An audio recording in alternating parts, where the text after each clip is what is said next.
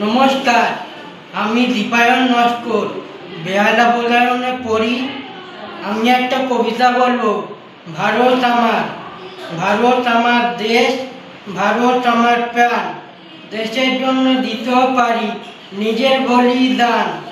ভারত আমার মা, সাগর পরিখান। গঙ্গা মায়ের আঁচল ছেড়ে কোথাও যাব না।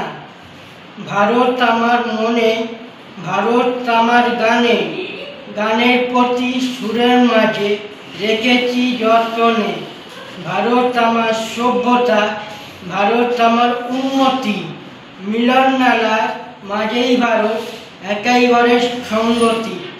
ভারত আমার দিন মজুরের ঘাম মুছিয়ে ক্লান্ত, দারিদ্রতার সঙ্গে ভারত লড়াই করেও জ্যান্ত। ভারত আমার নেতাজি সুভাষ, ভারত আমার স্লোগান।